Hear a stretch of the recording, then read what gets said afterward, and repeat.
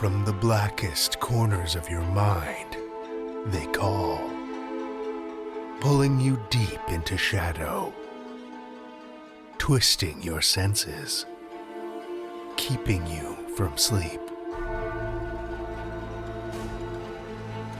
It's time to face your darkest fears. This is Tales to Terrify.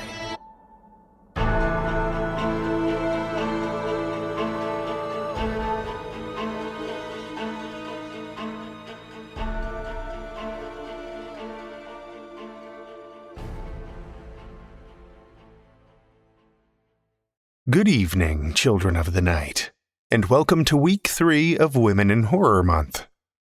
Before I release you into the clutches of Meredith, I'd like to extend our deepest, darkest thanks to the newest member to join us behind the veil and lend their support on Patreon, Bobo Jenkins. It's because of dark and twisted listeners like you, Bobo, that we're able to keep this phantom train steaming through the night. We appreciate it so much. And of course, if you'd like to support the show, like Bobo, head over to patreon.com/Tales to Terrify and sign up. We're dying to have you. Now, let's see what Meredith has cooked up for you this week. Back again, children of the night. Welcome to week 3 of Women in Horror Month here at Tales to Terrify.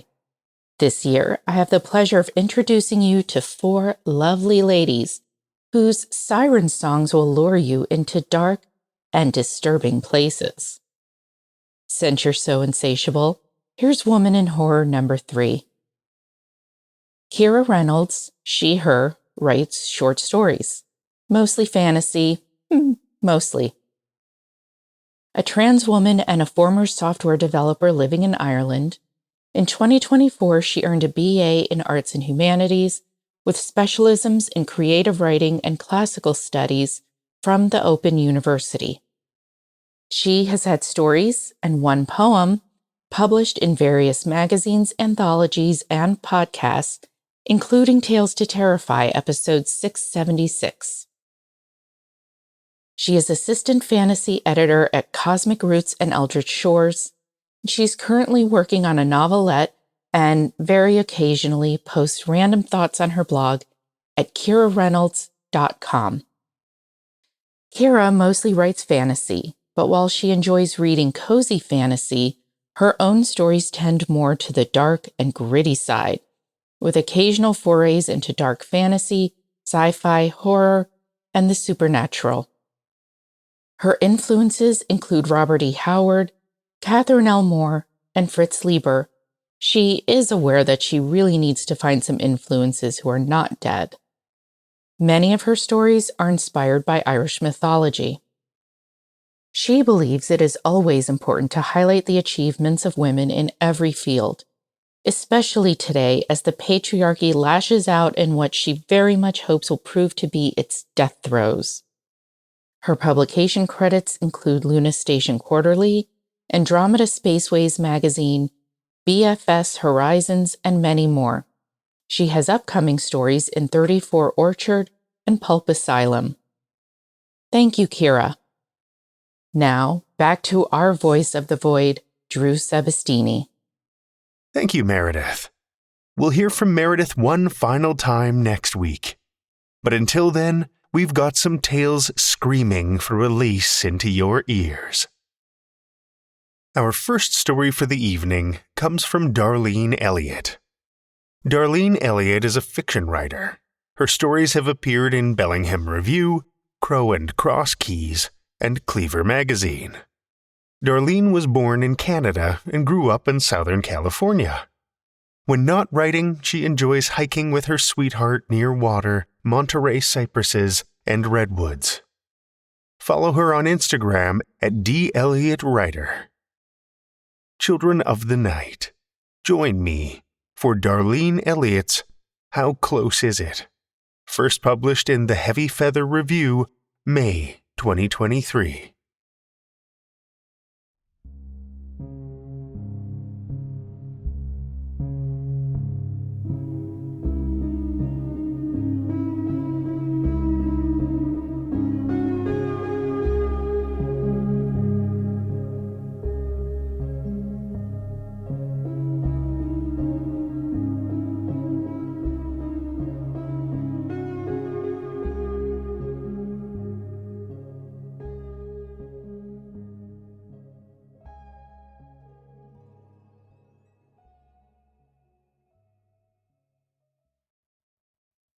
Night driving was easy. He knew what to do with a windy mountain pass, a straight shot through cornfields, a detour around streets too narrow for an 18-wheeler. He knew what to do when the moon disappeared behind checkpoints and his headlights were the only light on the road. He knew what to do when his eyelids got too heavy and blaring music no longer worked, and he had to roll down the window to force himself to blink. Get through it, he thought. Get through it. Get in. Get out. Get paid. The weeks went by, and he lost track of time, of home, his sensations. He didn't know he had a wind-burned left ear until he got home and his girlfriend stroked the side of his face. He winced and, surprised by his own reaction, slipped out of bed, saying it was cold in Wyoming. After 10 months, he got tired of the grind, as he tired of everything. He decided to drive local and come home every night. His girlfriend and the others who thought they knew him were relieved. Local driving suited him, but he was still restless, switching accounts when he tired of the routine or managers. He didn't say much when he walked through the truck yard or lowered his head to walk through doorways and get his paperwork. His standoffishness didn't endear him to the other drivers. When they asked where he was from, how he got so tall, or what his problem was, he walked past them to his assigned truck and said nothing. He only half listened to the managers, tapping his boot on the tile while he waited for new instructions and wished they would hurry up so he could get on the road. One night, after helping his neighbor change a tire, he arrived late and overheard the managers laugh in a way that reminded him of his fighting days. Something about a driver losing it on the Maryville run. He crossed his arms and waited for them to break it up. One turned around, grinned, pointed a finger, and said, "Looks like you're up." The Maryville run was his, along with the weird stories. Stories he'd heard in the break room as drivers nursed their coffees and waited for loaded trailers. Stories about drivers quitting on the spot and managers having to send someone to pick up their trucks. One driver said he got the hell out after something knocked over a pallet when he backed up the forklift. Another said he dropped his flashlight after getting a glimpse of eroded gums. Everyone stopped at that point. Two threw their coffee cups into the trash, coffee splashing onto the plastic cover, and walked out. A driver about to retire clapped the back of a younger one and said, "Keep your head in the game." The rest filed out without a word. He thought about the stories as he did his safety check. He thought about them as he merged onto the freeway, and 2 cars and a pickup with a busted brake light cut him off. He thought about them as he listened to fire updates from Maryville, wondering how long it would take to unload the pallets of canned soup in his trailer. Get in, get out, get paid, he thought. The fire didn't worry him. Not with 2.5 months of forestry training under his belt. It was easy until he realized he didn't want to answer to anyone, especially the captain, and he needed to look for something else. He remembered the important stuff. That's what counted. And he had lived in California long enough to expect a blaze every year. He also expected power outages in Maryville, a mandatory thing when lightning strikes started fires. He had his smoke mask and a headlamp. Easy, he thought, adjusting his mirror. His eyes scanned the darkening 4-lane highway. Being alone with his thoughts was the only downside to the job. When things got out of hand, he listened to jazz, Tejano music, metal, his girlfriend's anthropology podcast, or tried to recite his mother's mantra without getting tongue-tied. Pleasant distractions from the stiffness in his ankle and things he didn't want to think about, including the driver's descriptions of what was in that warehouse. Something tall, hunched, mangy. something with hooves clacking the concrete. They laughed like the managers, only not as loud. Then they dispersed, arching their shoulders as if trying to shake something off.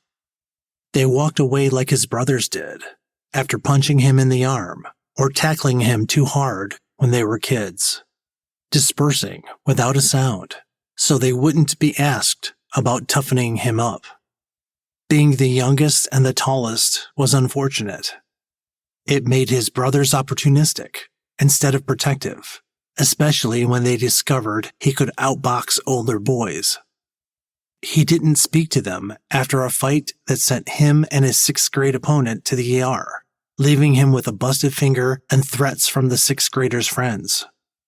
His impulse to scan his surroundings never left after that, nor did his distrust of his brothers.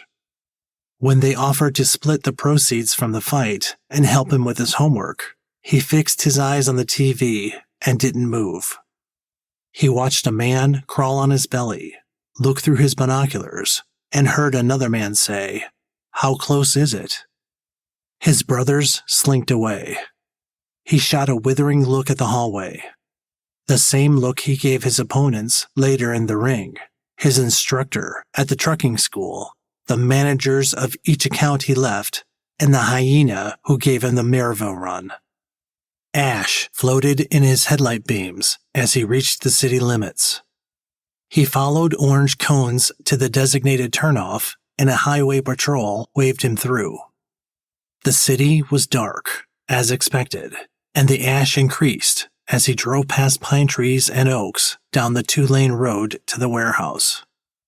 He rumbled over gravel, then pavement, and backed into a battered docking bay. His stomach tightened as he put on his smoke mask and reached for his headlamp. His reaction surprised him. He'd heard every creepy story on long haul and hadn't felt a thing. Not even when he ran out of hours and had to stop in the middle of nowhere, closing the curtains of the sleeper cab, only to be awakened by strange noises outside. He was used to nowhere. He was all about nowhere. And this run was easy. He switched on the headlamp and stepped into ash-filled silence. The beam from his forehead swept the surrounding area, illuminating an abandoned Firebird with a trash bag in the window. His stomach tightened again. Another place for some fool to hide, he thought. He adjusted his mask, turned toward the warehouse, and walked up the ramp. The light beam shone on the metal door. It was ajar for no reason. He paused, then grabbed the handle and opened the door wide. He propped his foot against it, grabbed twine from the railing, and looped the slip knot over the door handle. After securing it, he walked into the musty building and scanned the rows of pallets until he spotted a forklift. He inserted his key. A low battery message flashed on the control panel. He cursed into his mask, realizing he'd have to unload everything by hand. The warehouse door slammed shut, and he jumped. An unfamiliar chill rushed through his body. He retraced his steps and pushed open the door, attributing the slam to the increased wind. Ash tickled his forehead, and he secured the slip knot over the handle. He tensed at the sound of chains on metal, eyeing the roll-up door behind his trailer. He snorted into his mask and went back into the warehouse. Get in, get out, get paid, he thought. Just get goddamn paid. The warehouse door slammed shut again. He dropped the hand grip on a pallet jack and doubled back to the door, pushing it open with both hands. He pivoted to the roll-up door, pulled on the chains, and walked through the new opening.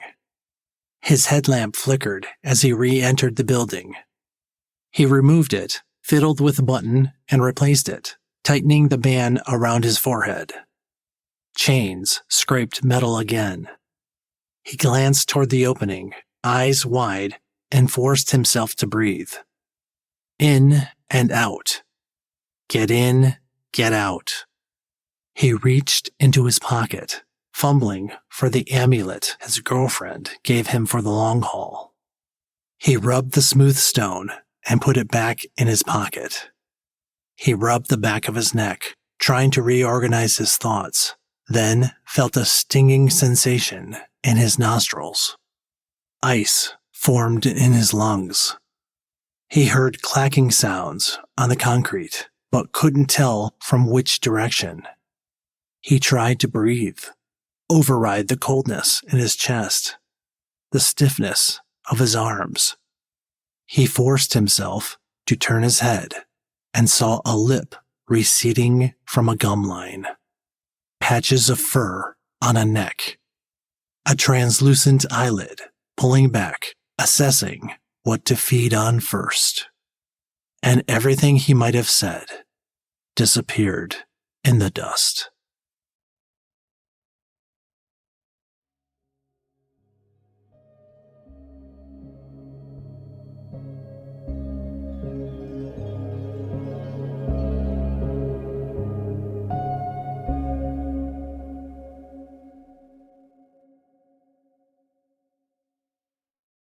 That was Darlene Eliot's How Close Is It?, as read by Jim Matusik. Jim Matusik is a voiceover professional based in Indiana and is thrilled to be narrating for Tales to Terrify. He has worked on animation projects, video games, explainer videos, and everything in between. You can contact Jim through his website at jimmatusik.com or shoot him an email at info@jimmatusik.com. Thank you, Jim. Our second tale tonight comes from L.D. Colter. L.D. Colter has farmed with draft horses and worked as a paramedic, outward bound instructor, athletic trainer, roller skating waitress, and concrete dispatcher, among other curious choices. Her short stories have been published in Fantasy Magazine, Galaxy's Edge, and Pseudopod, and she's a 2-time winner of the Colorado Book Award for her novels A Borrowed Hell and While God Sleeps. You can find a list of her published works and more at ldcolter.com. Listen with me, children of the night, to L.D. Colter's I Promise, first published in Penumbra eMag, October 2014.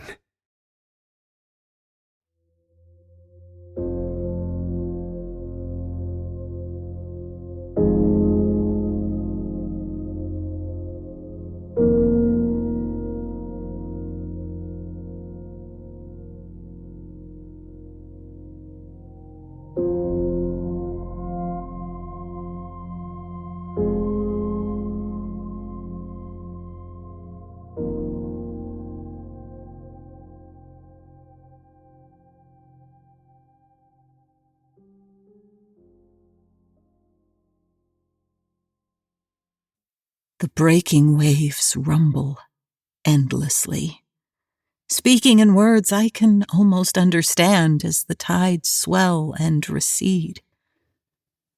The noise is maddening, a constant reminder of the pain and sorrow the sea has inflicted.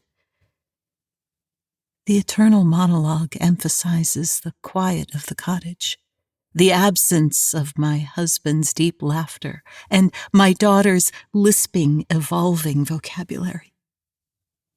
I hate the sea, yet I go to it each evening, following the wind-swept trail from the front garden down the small incline to the wide, windy shore below.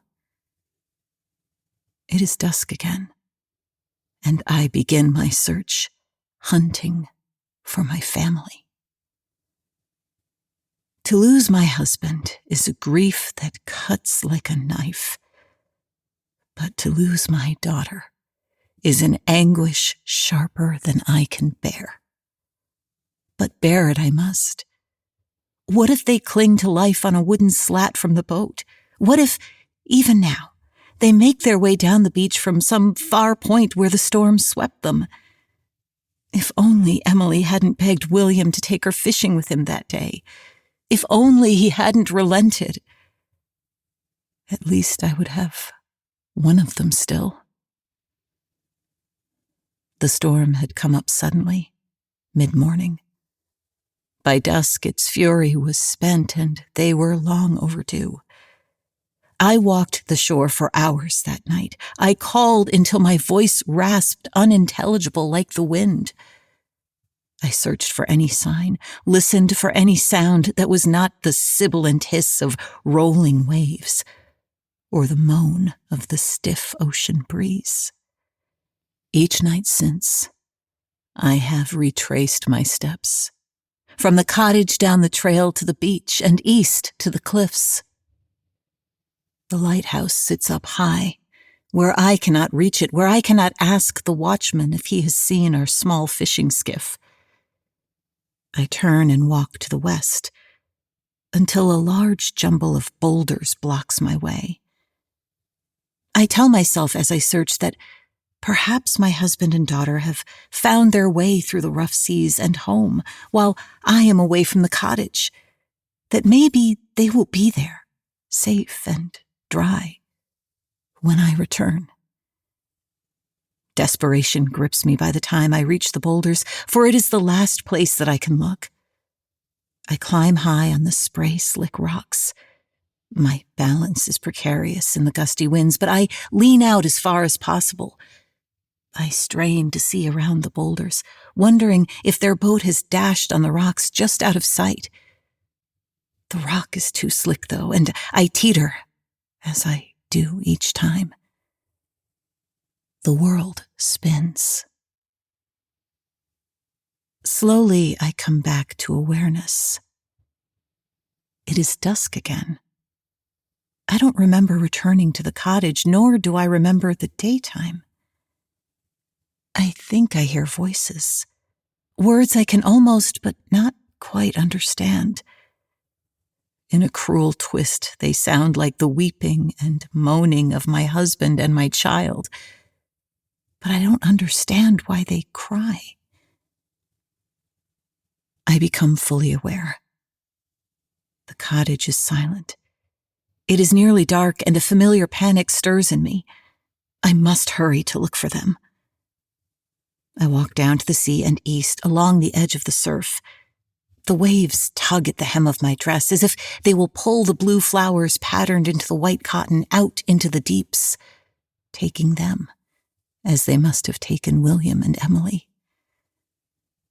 It seems I have worn this same dress for days, for I remember seeing this before, the waves lapping at the flowers. Turning, I walk west until I reach the slick, wet boulders. I climb. The wind pushes me, trying to unbalance me. Straining to see around the rocks, I lean too far. I teeter. As I fall, I catch a glimpse of white cotton, patterned with blue flowers, deep between the rocks where no one will ever notice. Pale, bloated legs protrude from the hem of the dress. I have seen this each night, I think, as I fall. But it is not my child or my husband, and so I do not care. At dusk, I hear the voices. The deep tones of my husband disguised as waves breaking on the shore. The high, lisping chatter of my daughter in the storm's winds. They seem to be speaking about me, worried and mourning my absence, looking for me in the same way I look for them. There is a doll on the floor near my feet that I don't remember seeing there yesterday. Emily's favorite. My gray and empty world solidifies around me. There is no doll at my feet. There are no voices. Worry must be spurring my imagination. It is nearly dark and I panic. I have again missed my chance to look for William and Emily in the daylight or to spread the word to friends and neighbors to watch for them. I hurry outside and down to the sea. I will walk to the cliffs first and then to the boulders. I will keep the promise I made the night the storm took them. I will never stop searching.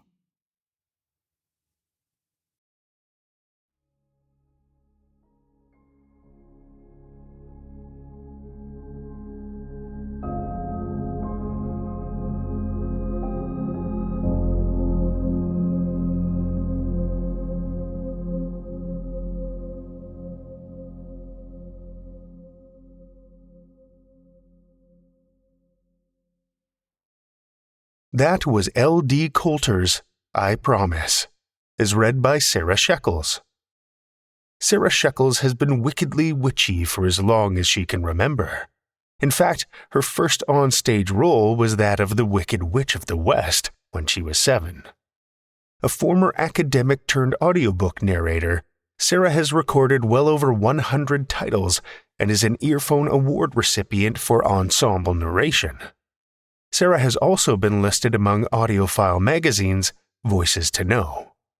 Thank you, Sara.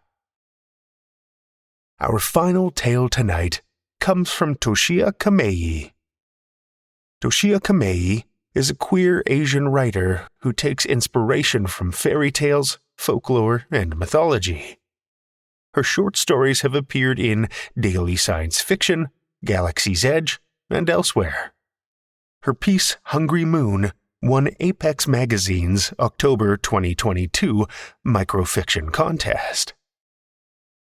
Children of the Night, lend me your ears for Toshiya Kamei's Petrified, first published in Long Con Magazine, August 2023.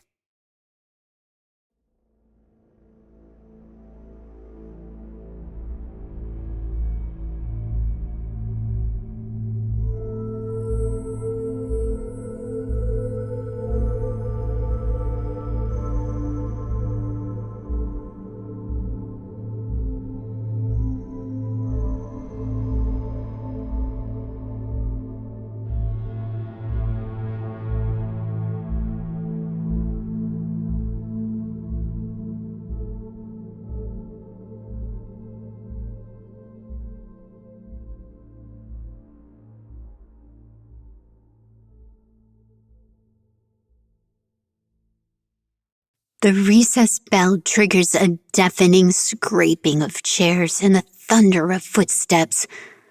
A soft touch on my arm startles me. I turn my head and see the new girl, Amy with an eye, smiling at me.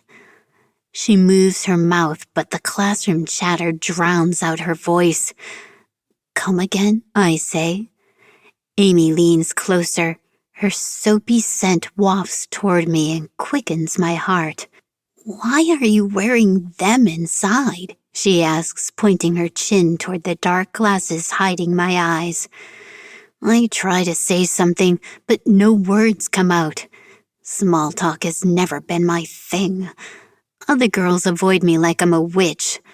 They stopped talking to me when they learned I was the last person to see Erica before she disappeared. Amy shrugs and joins a group of girls a few rows away. Most girls hate wearing glasses because they make them feel ugly and unattractive. But I wear dark glasses all the time, even indoors, and not because I feel I'm glamorous. I have no choice. If anyone asks, I tell them I have sensitive eyes. The dark glasses have tinted my view of the world, literally and figuratively. By now, I've gotten used to my solitude. I'm fine with being this way. When I realize PE is my last class of the day, my stomach begins to hurt. For me, gym class is torture, physical as well as mental. Even so, I follow the other girls into the locker room. The musty yet comforting smell of sweat hangs in the air. They change into gym clothes and head over to the gym. Amy ties her long, curly hair in a ponytail with a rubber band. I follow her as my unwieldy dark curls slither around my head. Inside the gym, elevated bleachers rise above the basketball court. Our sneakers squeak on the polished floor. A few girls grab balls and dribble up the court. "Excuse me?" Mindy, the most popular girl in our class, shoves me, and I fall flat on my face. My glasses slide across the floor. I tear up from the pain and embarrassment. "Are you okay?" It's Amy. As she helps me to my feet, I squeeze my eyes shut.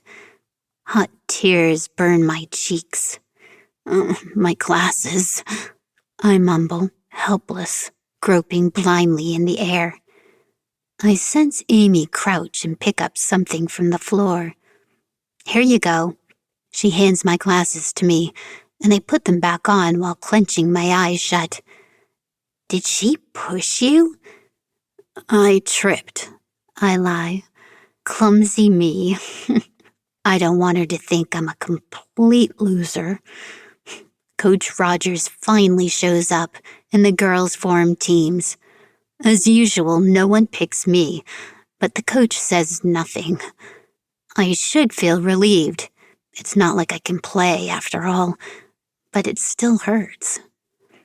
Tears sting my eyes, and I bat them away. I walk over to the bleachers, climb to the second row, and sit.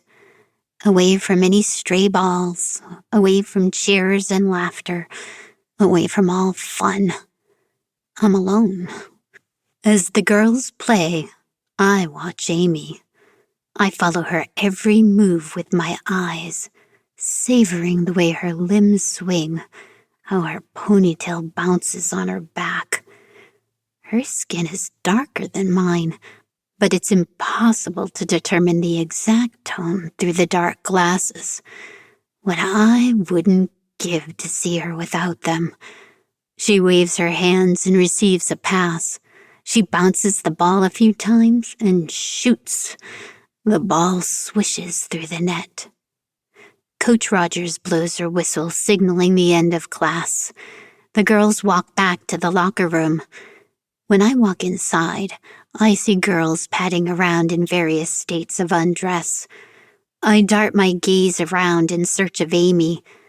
Some step into shower stalls and turn on the water. The room fills with steam and my glasses fog. Amy peels off her gym clothes and steps under a shower head. I catch myself staring at her and look away. When the yellow bus pulls into the school grounds, I join the long line of girls waiting to board. After climbing up, I take a window seat near the back and put my backpack on the seat next to me. I gaze out the window. Serpentine clouds drift lazily above our heads. Can I sit here? I hear Amy's voice and look up to see her standing over me. My heart starts racing. Sure, go ahead. I gather my backpack and place it on the floor between my legs so she can sit. What happened to Erica? Excuse me? I feel my ears burn. You heard me. Why do you ask?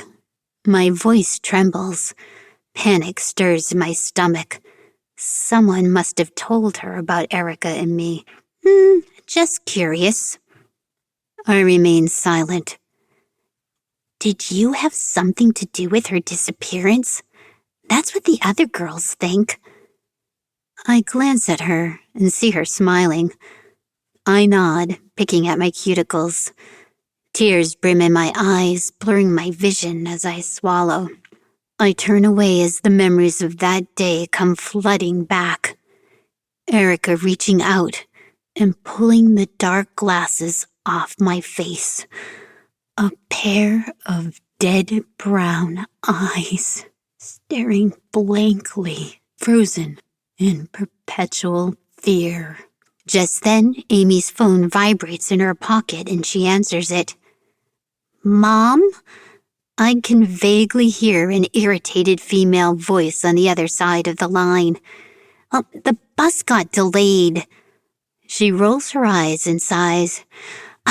I'm going to a friend's house to do homework. Is that okay? It takes a moment to realize she's referring to me. You want to talk to her?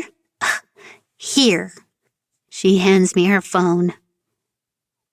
Yes, Mrs. Garcia. I'm Naomi. Where do you live? Mission Street, I say after a brief moment of hesitation. We'll be home in a few minutes. I don't know what else to say. The school bus takes an exit off the highway, whizzes around a roundabout, and rambles through a residential area. I take a little breath, trying not to get nauseous as the bus lurches. Will any adults be home? No. No? I'll still need to talk to your mother. Okay, no problem. Do you have something to write with? I give her my mother's number. Amy grabs the phone and says, Mom, I'm sorry, but I have to go. Before her mother answers, she hangs up. Can you believe this? She sighs again. I hope your mom isn't like mine. I give a half-hearted nod. She's the one who forced me to change schools. Why? I ask. She wants me to stay away from boys, she says. She sounds overbearing. Tell me about it. I'm suffocating. It must be so annoying. I don't even know her mother, but I already hate her. Do you want me to help you with that? What do you mean? Amy frowns a little. Never mind, forget it. I shake my head. Forget I said that. Wait. Amy lowers her voice. Did you have to talk to the police afterward? She fidgets, waiting for my answer. I nod, gauging whether or not to trust her. She leans in close. What did you tell them? She asks in a near whisper, like a co-conspirator. I told them I saw her get in some boy's car in front of her house, I say as the memory of Erica's taste comes flooding back, salty and minty. Did they believe you? She asks, eyes widening. Why not? I take a few deep breaths, trying to slow my heartbeat. I don't believe you. Amy's frown deepens. Aren't you scared? Should I be? I shake my head and she turns to me with a soft smile. I glance outside the bus window and fight off the urge to bite her. I honestly don't know what she saw in that loser, I say. They say love is blind, but do you know why? She asks. No. Cupid has bad aim because he's literally blind. She pretends to pull back on a bowstring and release an arrow. I didn't know that, I say with a smile. Well, now you know. Can you keep a secret? I ask. I avert my eyes and stare straight ahead. Depends. Depends on what? I don't know. You were joking, right? About Erica. I know you were. Amy shoves me gently and lets out a nervous giggle. She seems frozen until I giggle too. We get off the bus and begin the short stroll home. As we walk past rows of suburban houses, Erica's house comes into view. My stomach tightens. We stop in front of a makeshift memorial cluttered with soggy teddy bears, half-burnt candles, and wilted flowers. I half close my eyes, clasp my hands together, and pretend to pray while fighting off nausea. I hear Amy inhale, and then silence fills the air. She crouches on one knee and picks up a ruined card. It's a bit damp and the ink has blurred at the edges, but it's still legible. She reads aloud. We miss you, Erica. I, too, miss her. The curtain in the upstairs window sways as if in a breeze. Cold sweat pricks over my back. It must be Erica's mom. Bitterness floods back as I remember her throwing salt at me when I last saw her. Let's go. I grab Amy's elbow and steer her away from the shrine of my nightmare. When we enter my house, we go straight to my room. I open the door and usher her in. Make yourself at home. She glances around the floor before she steps over the collapsed pile of paperbacks, pushes aside a discarded pile of clothes on my bed, and sits on the edge with a bounce. Sorry about the mess. I feel my cheeks warm. I wasn't expecting anybody. Don't worry about it. Amy waves off my apology. Can I get you anything to drink? Wine would be nice if you have it. I hesitate. Don't worry, she says. I'm kidding. I'd love a glass of water. I go downstairs to the kitchen and pour a glass of water. Just in case Amy is hungry, I grab an apple, the peeler, and a knife. I put everything on a tray and carry it to my room. When I step inside, Amy is talking on the phone. See you in a bit. She hangs up and looks at me. My boyfriend is going to pick me up. It takes me a moment to realize what's going on. She's using me as her alibi. Feeling dejected, I put down the tray and sit next to her. She stares at the poster of an androgynous Joan of Arc on the far wall of my bedroom. Girls I know have posters of boys on their walls. She takes the glass off the tray.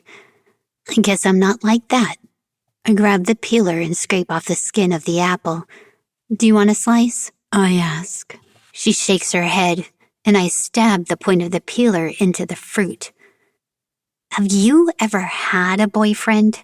She asks after emptying her glass. I shake my head. Boys disgust me. Cool. I figured as much. I nod silently. Oh, who's your type? She glances around the room and finds Erica's photo on the desk.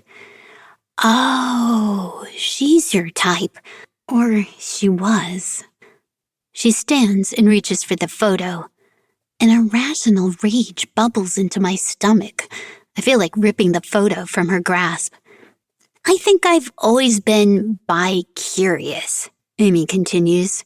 Every time I come on to a girl, she says, I like guys. If you want, we can be friends. Maybe we can mess around a little bit. I stare down at my fingernails. Well, you don't have to answer me now. Just think about it and let me know. A car honks outside and Amy picks up her bag. He's here. I've got to go. I'll walk you out. It's okay. She kisses my cheek as she passes, leaving me alone in the room. I run to the window and gaze outside. There's a gray SUV idling by the curb. When Amy climbs into the passenger seat, my heart burns with envy. I watch the SUV until it's out of sight. I remain at the window and scan across the backyard as a gust of wind sways the deadly nightshades, growing over what remains of Erica. Thank goodness stone won't decay. Otherwise, a telltale stench would give her away. I put on some music, turn up the volume, and hurl myself on the bed, watching the ceiling fan spin. The vision of Amy naked in the shower stall flashes back to me. A tickle of lust stirs below my belly button. I bite my lip, roll over, and put a pillow between my legs. Over the course of several days, Amy and I chat over the phone well into the night. Can I ask you something? I ask. You can ask me anything. Anything? For a second, I think she may be flirting with me, and my pulse quickens. Yes, anything. Are you in bed? I ask, rolling on my side. Yeah. What else do you want to know? I want to know everything about you, I say. What are you wearing? I ask in a joking tone. Oh, stop it, she chuckles. Are you not going to tell me? I hate to admit it, but I'm horny. I reach down between my legs and my fingers come away wet. Let's hang up so we can sext. No way! Her chuckle turns into a guffaw. Didn't you say you were bored with your boyfriend? Cut it out, she says, still chuckling. Leave Mario alone. I can't. A flame of jealousy scorches my heart. I am certain she knows it. Okay, that's it. I roll over. Good night, I say, feigning a yawn. You know what? I feel happy when I hear your voice, I tell her before hanging up. In the darkness of my bedroom, I touch myself until I sigh into sleep. Dreams wrap around me, snatches of sight and sound, and I hear myself say, I've thought about what you told me. Yeah? Amy shifts her weight toward me, causing the bed to creak. She kisses me warm and tender. When I respond, her mouth devours mine, her hands cupping my face. A shiver shoots down my spine. Let me see your eyes, Amy says, pulling back. I flinch as her hand grazes my cheek. I bet you have beautiful eyes. A shudder passes through me when I realize it's someone else who's talking to me. It's Erica. Nausea overwhelms me. Amy, who now resembles Erica, reaches out, and in reflex, I slap her hand away. No, don't touch my glasses. I try to stop her, try to hold her up. But she's turning to stone. She's crumbling, breaking, and I can't stop her. I scream myself awake, drenched in cold sweat. Half crying, I run my hand over my face. Panic seizes me when I don't find my glasses. Then I remember I left them on the night table before going to bed. After a while, I drift back to sleep. A sharp knock on the front door jerks me out of my dream. I glance at the digital clock on the night table, and it reads 3:45 a.m. My mother is in a deep, pill-induced slumber in her room. I put on my dark glasses and go downstairs to answer. When I open the door, I find Amy on the front porch. What are you doing here? I ask. I want to be annoyed, even angry. But when I see the defeat in her eyes, I take her hand and lead her upstairs. As soon as we step inside my room, she bursts into tears. I guide her toward the bed, and we sit on the edge. Mario's cheating on me.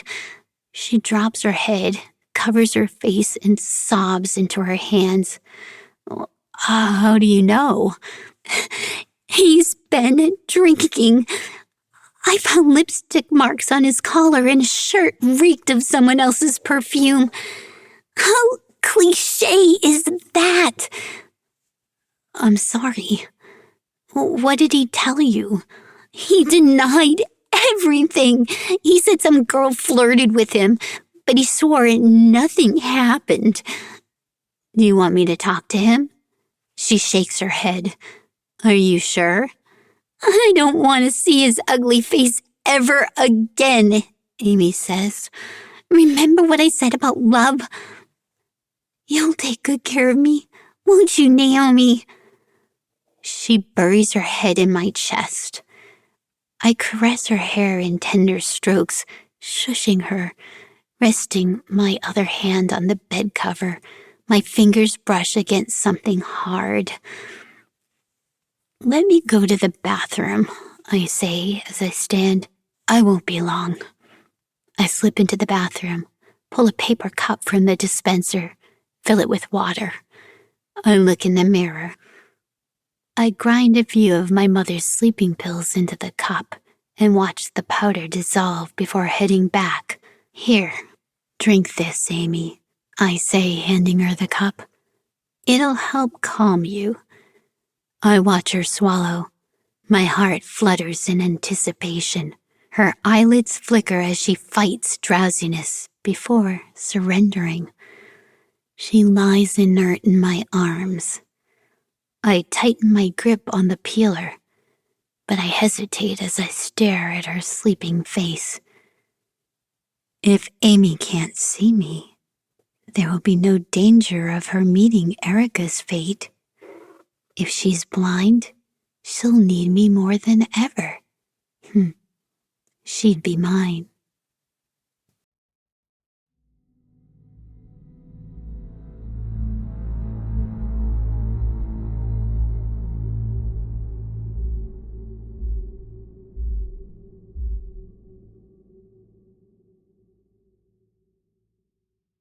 That was Toshiya Kamei's Petrified, as read by Mel Rose.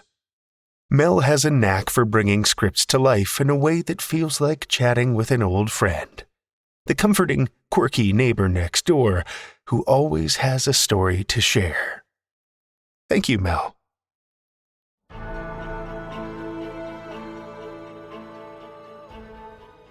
Well, children of the night, the hour is late, and we've run out of tales to tell.